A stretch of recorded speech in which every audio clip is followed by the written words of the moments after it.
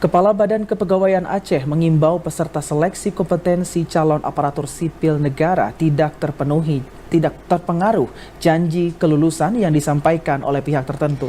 Ya, hal ini karena pelaksanaan ujian berlangsung dengan sistem CAT yang sangat bergantung pada kemampuan peserta.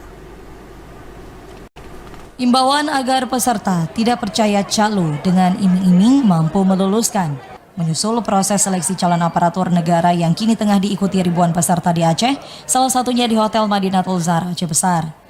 Kelulusan peserta dipastikan sangat bergantung pada kemampuan peserta, baik calon pegawai negeri sipil atau CPNS maupun pegawai pemerintah dengan perjanjian kerja atau P3K yang mengikuti tes. Hal ini juga menyusul proses seleksi yang menerapkan sistem komputer assisted test atau CAT yang dinilai transparan dan juga akuntabel serta dapat dipertanggungjawabkan. Selain itu, proses tes juga disiarkan langsung melalui live streaming yang dapat disaksikan langsung oleh kerabat para peserta. Untuk itu, peserta seleksi diminta membekali diri dengan meningkatkan pengetahuan agar lulus dalam seleksi CASN.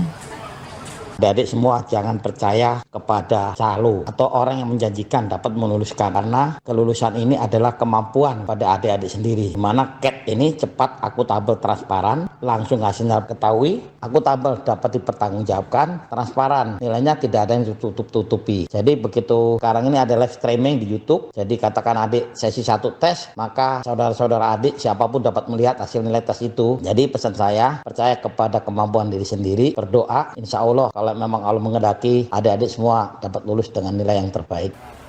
Selain calon ASN untuk jalur pegawai negeri sipil dengan jumlah 6.933 peserta, tes uji kompetensi di Hotel Madinatul Zahra ini juga diikuti oleh 10.766 CASN dari jalur P3K.